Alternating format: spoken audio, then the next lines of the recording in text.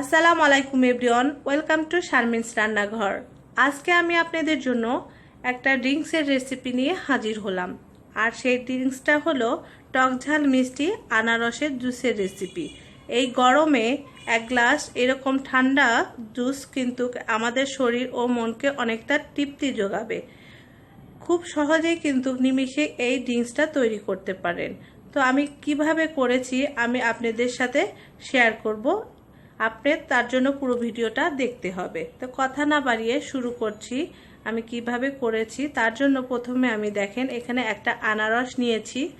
আনারসটাকে ভালো করে ধুয়ে ক্লিন করে নিয়েছি। এখন আমি কেটে নিব। আর একটা কথা না বললেই নয়, এই আনারসটা আমাকে অ্যাঞ্জেল নামে একটা ছোট ভাই সেই তাদের রাঙামাটি থেকে তাদের ক্ষেত থেকে আমার জন্য নিয়ে এসেছে। এটা আমার জন্য অনেকটা স্পেশাল। তো আমি এটা কেটে নিয়েছি, দেখেন আপনারা দেখেই বুঝতে পারছেন আমি আনারসটা কেটে নিয়েছি। কাটা সাধারণত আমরা সবাই পারি। এখানে বিট লবণ, চিনি, নর্মাল লবণ আর একটা কাঁচামরিচ নিয়েছি। ঝালটা যে যেমন খেতে পছন্দ করেন। তো আমি আনারসগুলো ব্লেন্ডারের জারে দিয়ে দিচ্ছি। আর আমি একটু ঠান্ডা পানি দিচ্ছি, 1 কাপের মতো ঠান্ডা পানি দিচ্ছি। আপনারা ঘনত্বটা যেরকম পছন্দ করেন সেই অনুযায়ী দিবেন। আমি ঠান্ডা পানি দিলাম আর বিট লবণ, লবণ, চিনি, কাঁচামরিচটা দিয়ে দিলাম।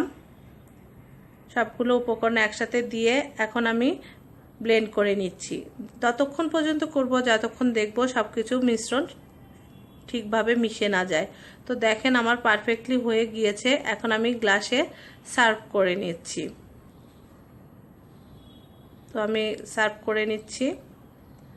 এটা খেতে কিন্তু দারুণ ইয়াম্মি একটা রেসিপি, করলেই বুঝতে পারবেন। তো আমি কিছু আইস কিউব দিয়ে নিলাম পরিবেশনের জন্য। তো তৈরি হয়ে গেল মজাদার আনারসের জুসের রেসিপি। যদি ভালো লাগে অবশ্যই লাইক, কমেন্ট ও ফ্রেন্ডসদের সাথে শেয়ার করবেন। নিত্য নতুন ভিডিওর জন্য পাশে থাকা বেল আইকনটা ক্লিক করবেন। আজ তাহলে আসি, এই পর্যন্তই। আল্লাহ হাফেজ।